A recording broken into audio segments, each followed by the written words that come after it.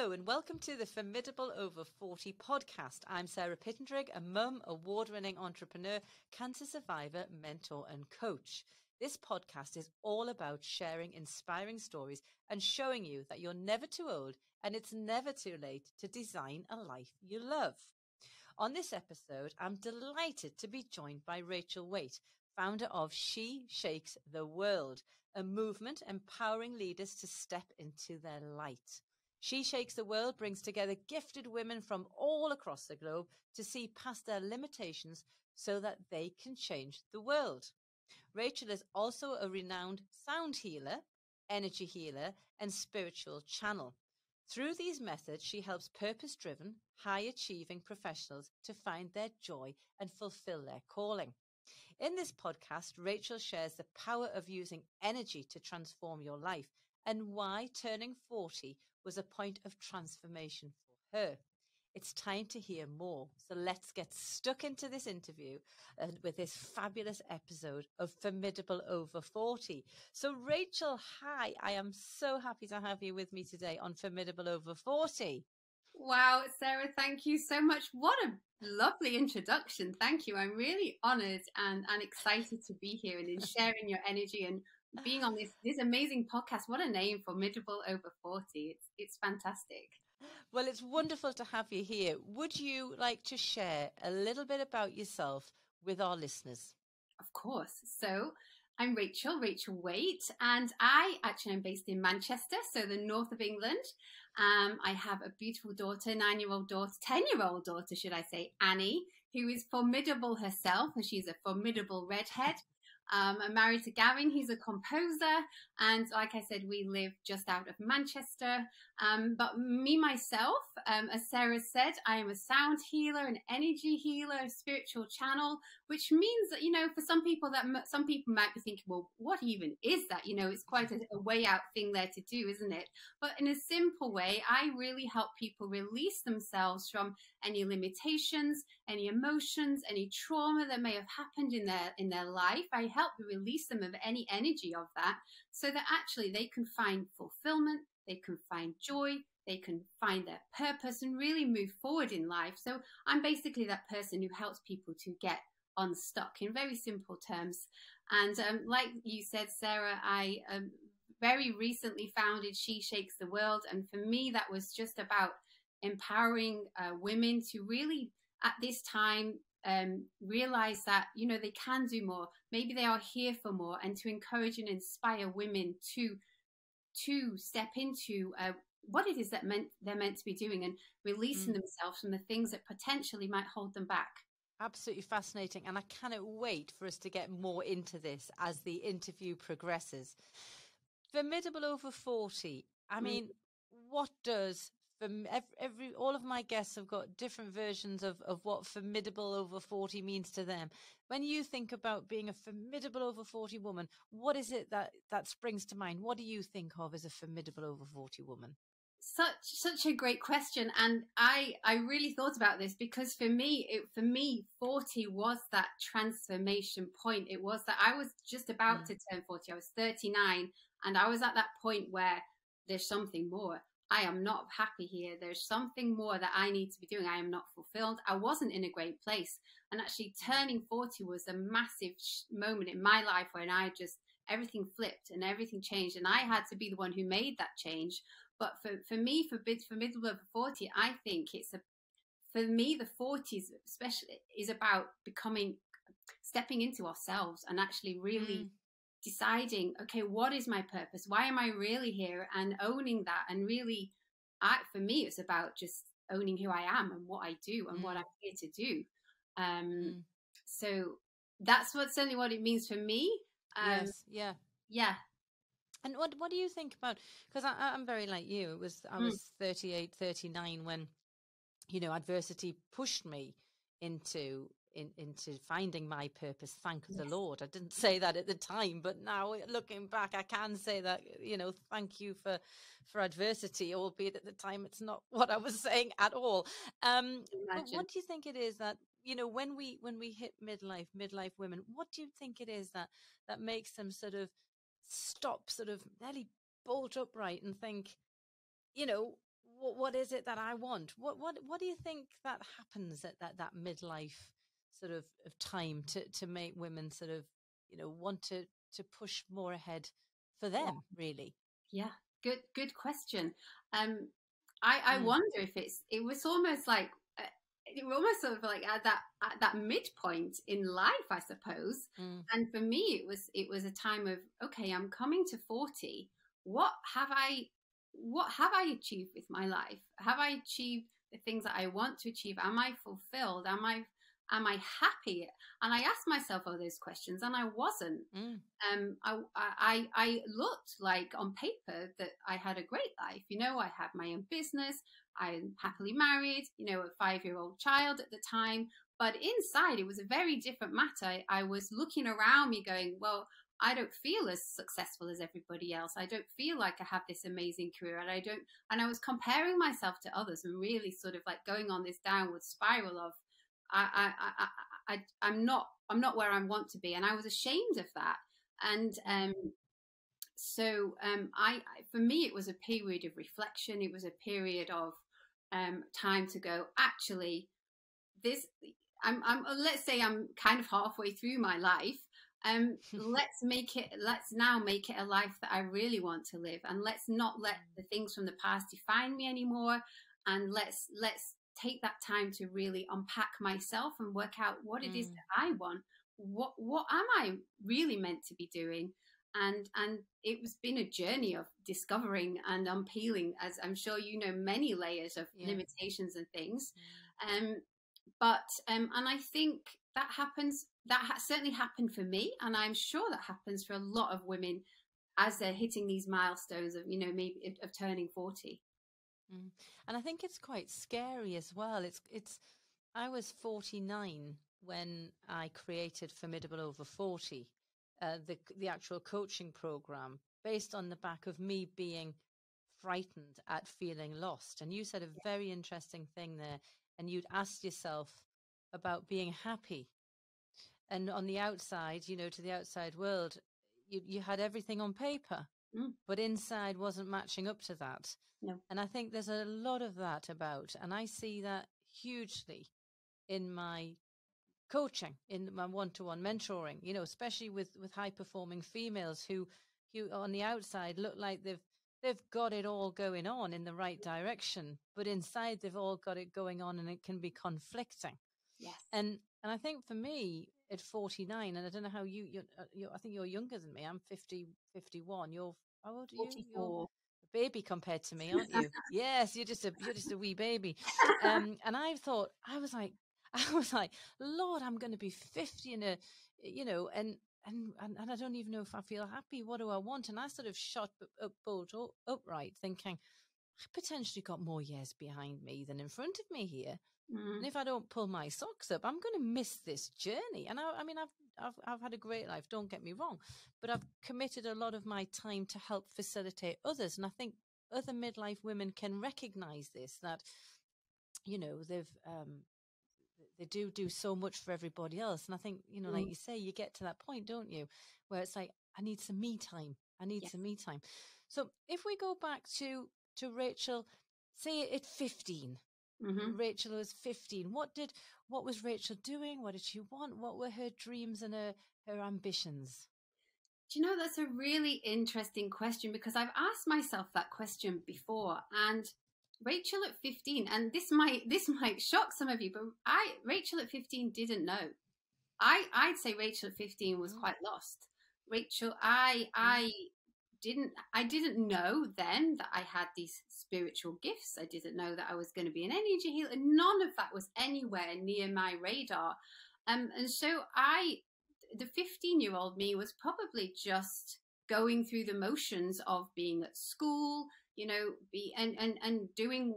following the path that everyone follows. I was at a good school, great education. I can't fault, the upbringing I had at all. But for me personally, people would ask me, so what do you want to do when you're grown up, Rachel? And for me, I was like, I couldn't answer. I did not know that. But, I'm okay with that. And I think for me, life has just sort of, evolved. But at 15, it's not that I wasn't happy, but I didn't have those dreams, and this is just completely honest. I didn't have those dreams, and I didn't have those goals, and I didn't really know what it was that I wanted to do. Yeah, and I think the many don't, which is why the GCSE year, the 16-year age, where you've got to start making decisions and life choices, it's a very, very difficult thing, isn't it? Yes, to expect that from teenagers. They haven't got that knowledge, that worldly knowledge or understanding of actually really what's out there to make those informed choices, have they? Yes, and you know, what did I think I studied French, I studied German, studied history, you know, and I don't think I'm doing using any of those tools in my life now. But great, I think just great life lessons, you know, but nothing from what I was doing then is really what I do now.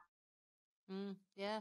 So what you do now, that brings me to our next question, really. So She Shakes the World, and all of these wonderful things that you're doing with in your business now. Can we share then from sort of being 15, to She Shakes the World? What journey took us to get to She Shakes the World? How long have you got? As long as it takes. We want to hear all about it. The nitty gritty. Share away. So, wow. So it's been, as you know, it has been a real journey. So I did, you know, looking back now, 16, 17, 18, music became, and this music has, you probably think you're wondering why I'm talking about music, but music did become quite a big part of my life. And from about 18, I actually started to train. I realized I had a love of singing, and I actually started training to be a singer, a classical singer. And that was something that I followed. I went to France. I lived in France for a while. I did go to university, but always sang. And actually, throughout my 20s, trained as an opera singer. Excuse me, knocking my plants in the background. I trained as a classical singer, and that was a big part of my life. And I stuck with that till I was nearly in my early 30s. Went to music college, went to a music conservatoire to really take it to the next level, and discovered that what happened to me there was that my light dimmed in that place. My voice shrunk. Any joy that I had for singing was kind of knocked out of me. I wasn't able to deal with the criticism, the judgment, the rejection. A lot of the egos that were there in that world wasn't for me. And actually what happened to me was, instead of my voice growing and expanding, it shrunk.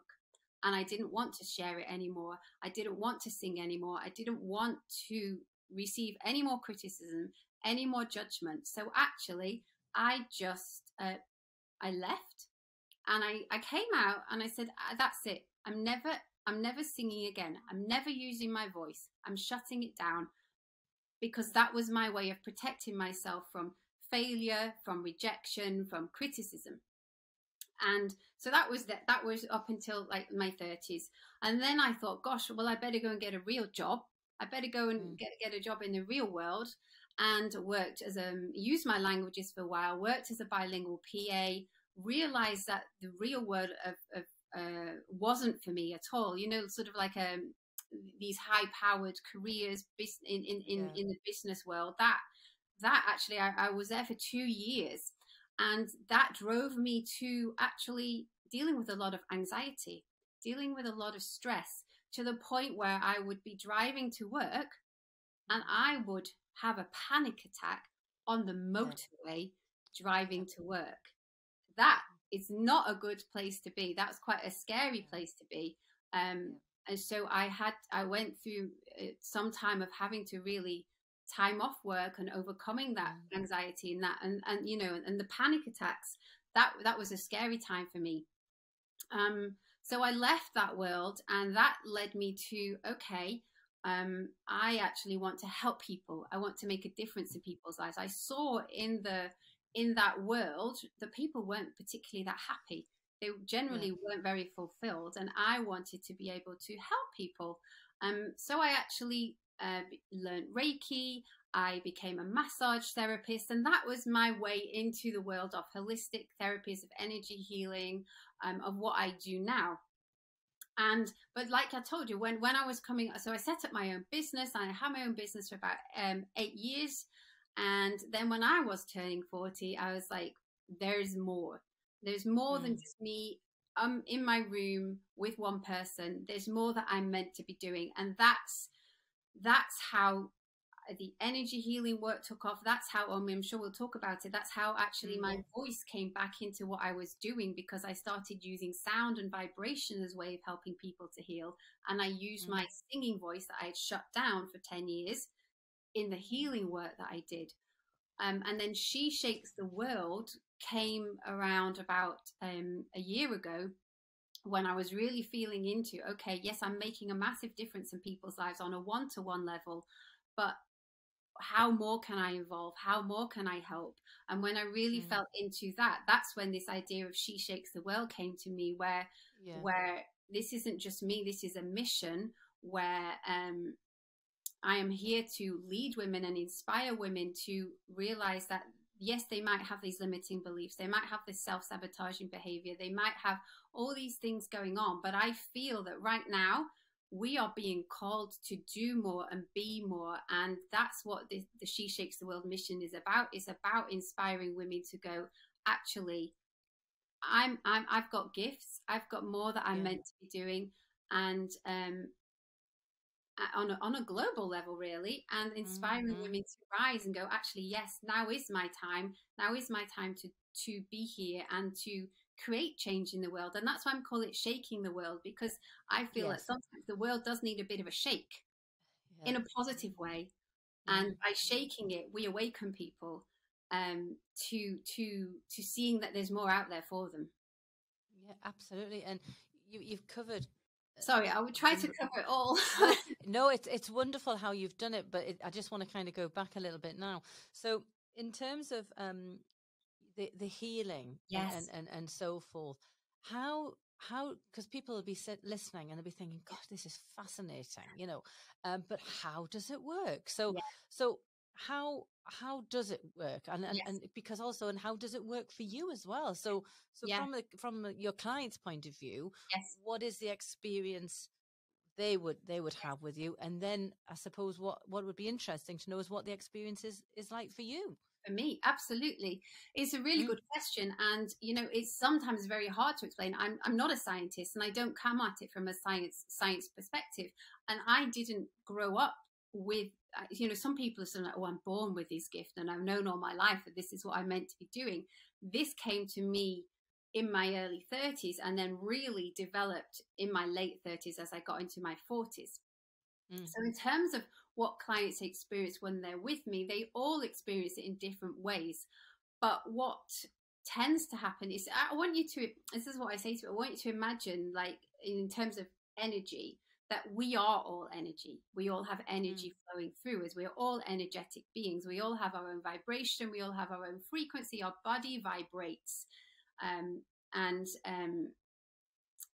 If you imagine you've got a radio station, and there are radio waves everywhere, aren't there? But you're not necessarily hearing all those radio stations that are submitting their channels. But when you turn the dial on the radio, you can tune in to whatever radio station that you want to tune into, and you can hear it. As an energy healer, I'm able to tune into your vibration that you have. I can tune into your vibration and really feel where you maybe have a trapped emotion, or maybe where you have some pain, or where you have some sorrow, where you have some sadness. And me personally, I'm able to feel it. And as a client, but they all experience it differently, but often they're able to allow themselves to, they often feel tingling, they often feel vibration, they often feel the emotion coming up that may have been, stored somewhere within them that they've never processed before. And they feel that coming up during a session. Sometimes they feel physically things, so they might have a pain in their shoulder, and I might be working on it, and actually they'll be able to they'll feel that pain, and then as I'm working on it, it moves on and it releases from the body. So I don't know if that fully explains it, but like I said, each client experiences it very differently depending on what's going on for them. Yeah, yeah. And from your point of view, then, how did, I mean, and I'm asking all these Okay. questions, and I'm not meaning to be, but I just really want to understand. I mean, how did you know that you had this gift? Yeah, it's a good question. So what happened was, in my early 30s, I wanted to get into the world, the holistic world. So I trained in what many people know as Reiki. So that was a way of getting me into, it's sort of attuning me to energy and opening up my channel so that energy could flow through me. And for someone who'd never been grown up with anything like this, my only way of understanding if it was going to work and going, okay, I'm going to be open to this. It's maybe a bit way out there for some people, but I'm going to be open to it, was if I could actually physically feel something. So what happened to me was, all of a sudden, I could feel energy in my hands. I could actually feel it flowing out of my hands. If I put my hands together now, I can feel energy going between my hands. So for me, just to stop you, I just want to stop you there a minute. And did you first feel that when you started to learn Reiki? Yes. Was it the Reiki so that's where you first felt that energy? When I first felt, I hadn't felt anything before then. I'd had some sessions myself and felt difference. I'd felt stuff going on in my body, but until I began that, I hadn't felt anything. So all of a sudden, there I was, and I was like, wow, I can feel energy coming out of my hands. I'm not making this up. I can actually feel it. It's like, you can imagine you've got two how magnets pull together. Yeah. Well, I could actually, it's like I've got two magnets in between my hands, and I could feel it. So it was very exciting, but also very overwhelming, because all of a sudden I felt like I'd been opened up to a lot of things that I probably wasn't quite ready for. So I didn't use it. That's why I went into massage, because massage for me felt like a way of being able to help people on a level where people weren't going to judge me, because massage was very I suppose it's very mainstream, isn't it? And everybody gets massage. Until I realized that when I was doing the massage, actually, I was picking up on a lot of people's issues. I was intuitively picking up on a lot of things. And so when I was coming to my 40s, I realized that I did have all these gifts, and that it was time for me to stop worrying about what people would say, what people would think, my own fears around being judged, because, this is nothing that anyone in my family had ever done before. Wonderful family, but, my dad's a judge, my sister's, a CEO, my brother's a lawyer, all very amazing jobs, but nothing, like, I'm the black sheep in the family in that way. So it was a lot for me to have to overcome, to go, actually, I'm this sound and energy healer, and I channel spirits, and it was... Yeah. And just out of interest, what sort of things did you have to overcome? Because I can imagine, like you say there, this is a very different sort of, it's not a mainstream everyday, business or career path, is it? This is something really unique. Yeah. And did you get a lot of eye rolling? Have you faced a lot of judgment? Do you know what? I think I had a lot of that. I had a lot of that fear about me, which made me hold back for a long time. But then when I actually just went, I sort of was much more prominent on social media and said, look, actually, this is who I am, and this is what I do. I think a lot of people just accepted it, because they could actually see that I was just being me, and it's part of who I am. And once I'd accepted that, then people judge if they want to, but it doesn't bother me. Like, it didn't affect me, because I knew I was doing what I was put here to do, and that meant more to me than what the people would judge me or not. People think. Yeah. Putting your purpose ahead of your fear. Absolutely. Which is something that I always champion. Yes. Which is often easier said than done. But you said some really interesting things there, which I think will be relevant to many, many people. And it's about that fear of judgment holding people back. We hear of it so much, don't we? Oh, I don't want to do that in case, what will people think? What will people think? Yeah. And I think it is that critical point where you have to come to that conclusion. Is what people going to think going to control the rest of my life? And if I'm at midlife and I'm halfway, maybe more than halfway, through my life, am I going to allow other people's opinions to stop me living a fulfilled life. Yeah. They've got their time on earth. They've been given their choices. You know, it's really important to say, now I'm going to put that stake in the ground, and I'm going to go for my purpose and put my purpose ahead of my fear. And do you think that is basically, as you say, what you did? Yeah. And then people, 100%. once they'd grasped that, it was like, well, that's what she's doing, and they've accepted it. And it wasn't as bad as you thought. It was nowhere near as bad as I thought it was going to be. Mm-hmm. And once I decided, this is it. Once I decided that I'm going to do this, I'm going to open up to all my gifts, whatever they are. I'm going to open up to them. I can't tell you how much they grew, how much the energy that came through me got bigger and bigger and bigger. And that is when, which was the most beautiful part of all of this, was that I was with a client and I was helping her on so many levels. And then all of a sudden I said to her, I just felt, I can't describe it in any other way, that I felt my throat open up. And I said to her, bearing in mind, I'd not sung for probably 12 or 13 years because of my singing experience. I said, I'm going to start singing. I need to start singing around you, because this sound, this vibration is going to help you. And all of a sudden I just sang around her, and it was the most beautiful experience. She was in tears, I was in tears, and I said I remember finishing that session going, that is why I had to learn to sing. It wasn't to become an opera singer. It wasn't to be on the stage singing arias. It was to be this vehicle for healing and sound and vibration to help people on a much bigger level. I didn't. And everything at that moment made sense. And it was because I decided to put my purpose above my fear and go, I'm not going to be scared anymore. And then my voice opened back up again. And I wasn't scared of what previously I used to be scared of what I would sound like and what people would say. And I no longer had that fear. I was like, because it wasn't about me anymore. It was about helping others. And that's my voice has just opened back up in the right and beautiful way.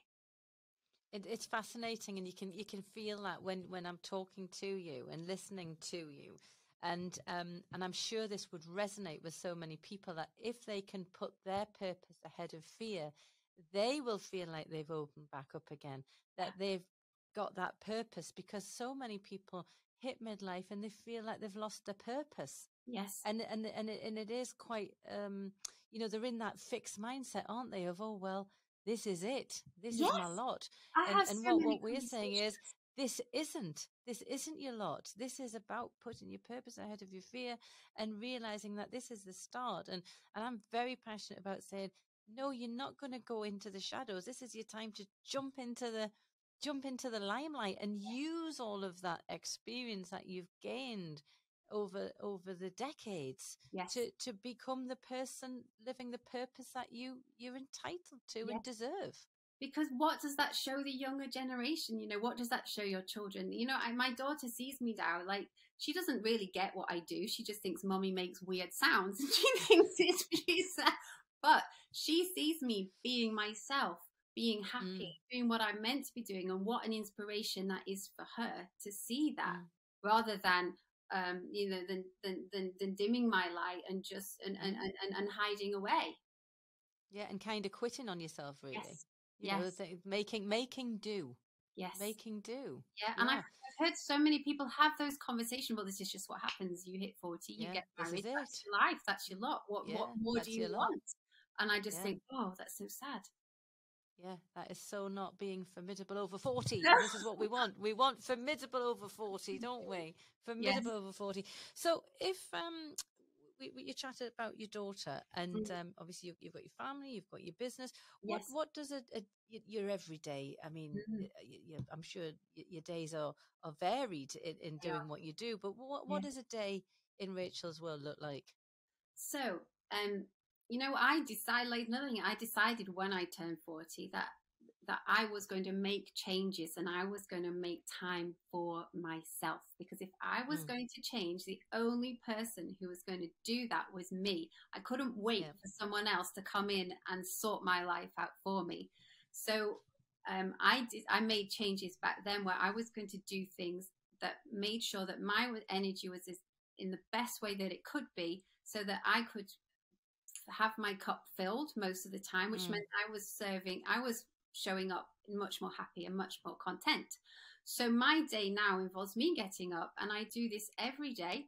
I meditate, and it took me a while to get into this, but I give myself half an hour, 45 minutes. That is my time to clear my energy, to clear my mind, to really get in a place where I'm not just jumping out of bed and getting on with my day, which a lot of people, they get up, they get on that hamster wheel, don't they? My hamster wheel, I don't have a hamster wheel. I get up and I meditate. I will exercise. So I make sure that my energy is in the best place it can be every day. So that is always my morning. And then it just depends. I do obviously have Annie to take care of, and then I will see clients. I will work on my business, but each day is very different. But I make sure that the person at the top is me. And I realize from that, I'm not being selfish, because actually once I can then serve so much better if I'm in a good place. I can take care of my daughter. I can, be a great wife, be here at home, serve my clients, serve in the way I'm meant to, because my energy is in a good place. And there'll be many people who'll say, oh, well, that's very well and good, but I haven't got time. How often do we hear that? Oh, I haven't got time. Yeah. They always say, if you want something doing, ask a busy person. What would you do? Have you got any tips on how to create time for yourself? Yes. For anyone who might say, well, I haven't got time for a morning routine. What would you say to that? I would say that, and I hope this isn't going to jar some people, I would say that and I don't want this to come in the wrong way, because I feel we can always make time if we really want to make the time and look at ourselves and make a difference. You will find the time, even if it's only 5 minutes. I bet there is 5 minutes in your day that you can find for yourself. I'm sure many of us spend 5-10 minutes very often scrolling through our phone or social media, or doing things that aren't really that aren't necessarily moving us forwards. And so I really feel like if you really want to make that time for yourself, even if it's just 5 minutes, you can find a time in your day. It doesn't have to be in the morning. It could be at lunchtime. It could be in the evening. For me, it is the morning, but it doesn't have to be. And even if that's just 5 minutes of having a cup of tea and sitting in silence with yourself, that is a great place to start. Yeah, absolutely.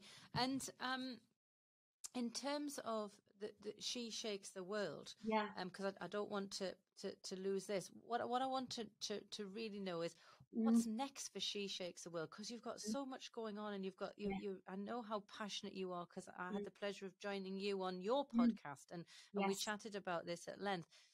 What is the goal and your ambition for She Shakes the World? Yes, it's a really good question. And I when I sat down and wrote about it and really thought about it, it was like, actually, this is going to be something that is going to be a global mission, where, women all across the world are going to take part in this, and really, I want there to be summits, I want there to be retreats, I want there to be lots of, group programs that people can join in at different levels to really be able to find somewhere supportive where they can get their cups filled, but also realize and step into whatever purpose it is that they have, however big or small that is.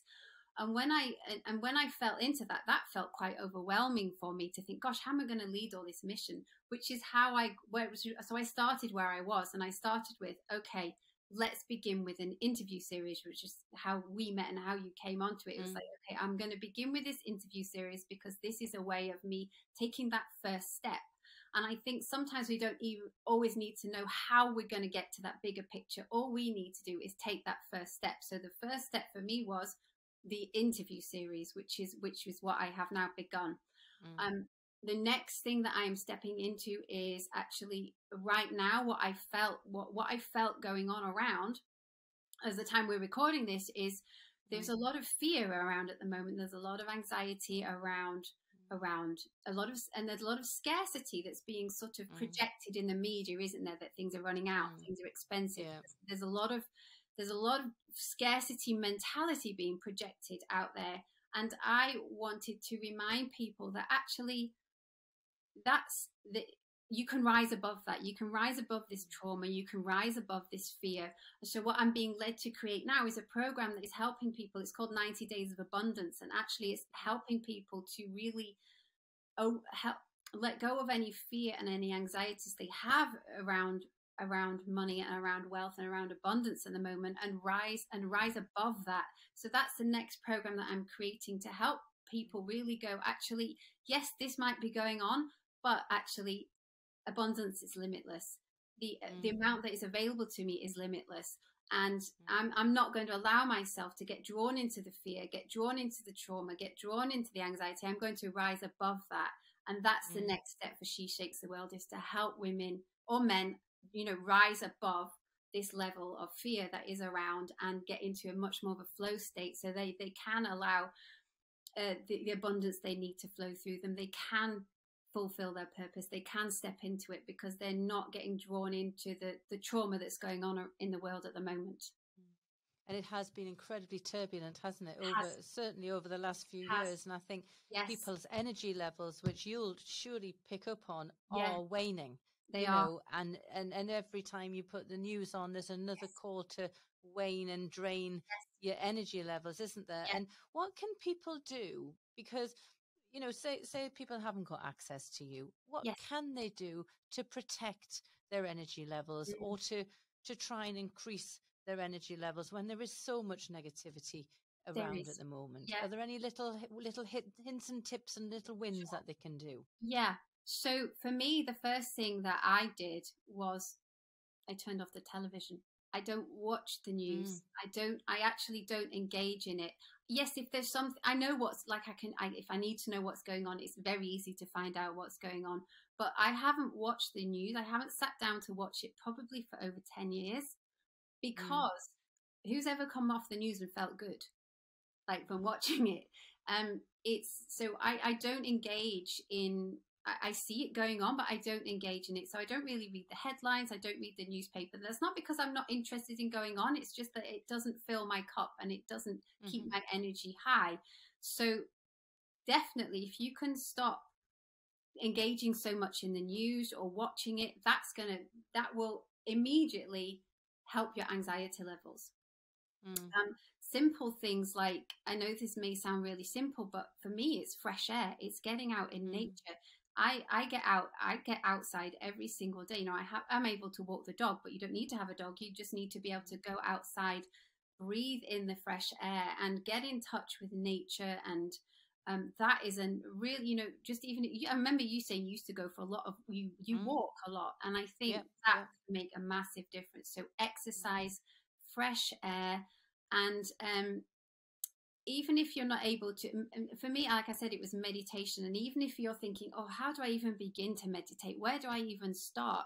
There are so many apps, things out there now that you can just, maybe even if you just give yourself 5 minutes, you can put on a guided meditation that will take you into some gentle breathing exercises that will allow you just that time to get out of your head and into a more of a present moment, I suppose, and get you out of all the noise that's going on in your head. So just finding an app or a meditation that you can listen to for 5 or 10 minutes a day will also make a difference. Excellent advice. Unfortunately, we're coming towards the end now of this podcast. It's been an absolute joy learning all about your journey and your story. I always like to ask my guests if they can pay forward some advice. So if we can imagine, there could be many midlife women sat here at a crossroads thinking, oh, this is all very well and good, but I just feel so stuck. I don't know what to do, and on the outside, they look like they've got it all. And therefore they're thinking, I shouldn't feel ungrateful and blah, blah, and that makes it even worse when they appear to have it all, but they just can't make sense of it all inside.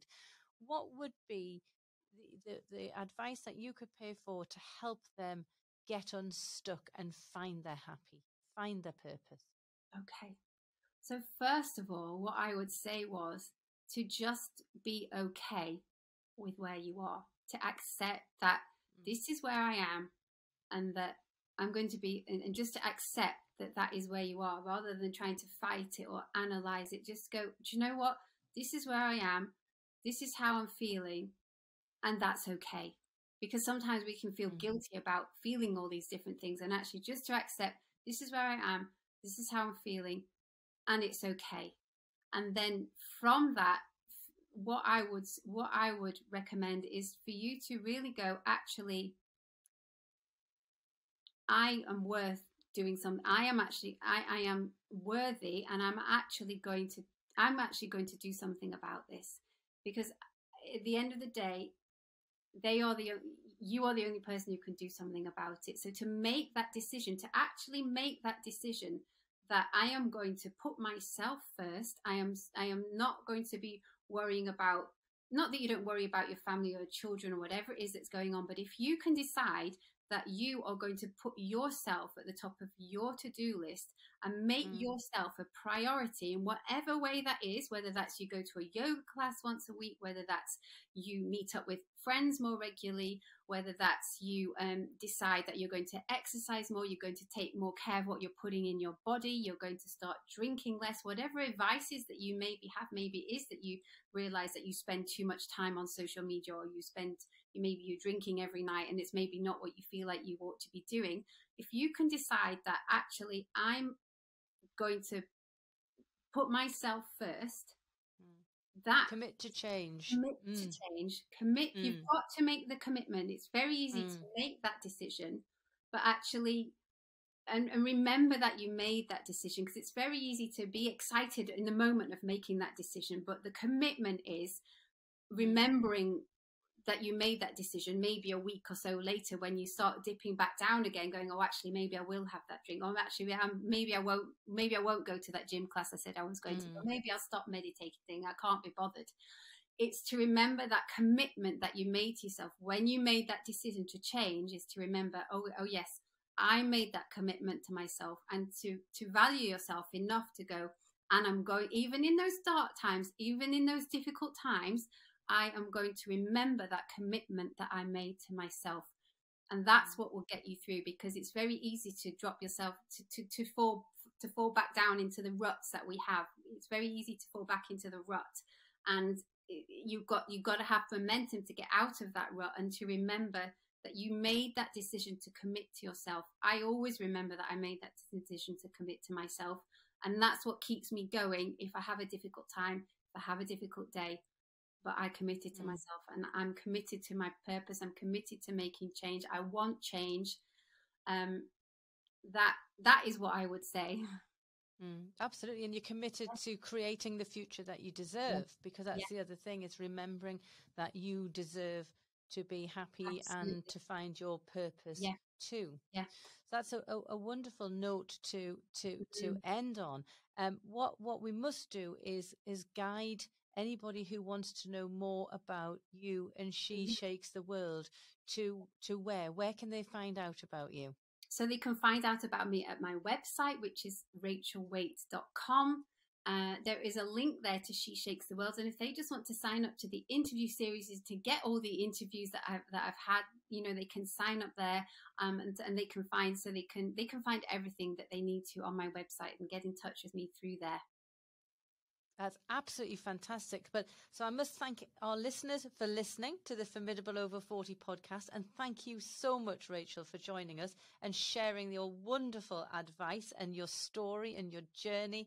And you can find out more information about the things we've discussed on this episode in the show notes. Make sure you subscribe to the podcast so you don't miss out on future episodes. And please do share this podcast with anybody who you think may enjoy it or needs to hear it. So thank you ever so much, Rachel. It's been an absolute pleasure. Thank you, Sarah.